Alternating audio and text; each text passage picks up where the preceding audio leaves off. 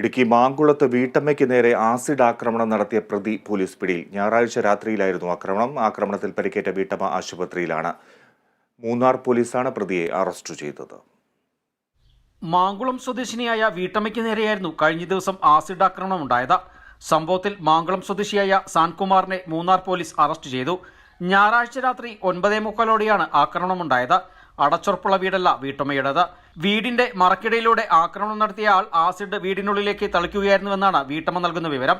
Acid ശരീരത്ത് വീണതോടെ പൊള്ളലനുഭവപ്പെട്ട വീട്ടമ്മ വീടിന് പുറത്തേക്ക് ഓടി. ഇതോടെ ആക്രമണം നടത്തിയയാൾ ഓടി രക്ഷപ്പെട്ടു. പൊള്ളലേറ്റ വീട്ടമ്മ പിന്നീട് ആശുപത്രിയിൽ ചികിത്സ തേടി. വീട്ടമ്മ നൽകിയ വിവരങ്ങളുടെ അടിസ്ഥാനത്തിൽ ആക്രമണം നടത്തിയ പ്രതിയെ ഇന്നലെ മൂന്നാർ പോലീസ് അറസ്റ്റ് ചെയ്യുകയായിരുന്നു. ആക്രമണ സമയത്ത് വീട്ടമ്മയുടെ വീട്ടിലുണ്ടായിരുന്ന സുഹൃത്തിനും പരിക്കേറ്റതായി പോലീസ് അറിയിച്ചു. തന്നോടുള്ള മുൻവൈരാഗ്യം മൂലമാണ് പ്രതി ആക്രമണം നടത്തിയതെന്ന് ചികിത്സയിൽ കഴിയുന്ന വീട്ടമ്മ പോലീസിന് മൊഴി നൽകിയതായാണ് വിവരം.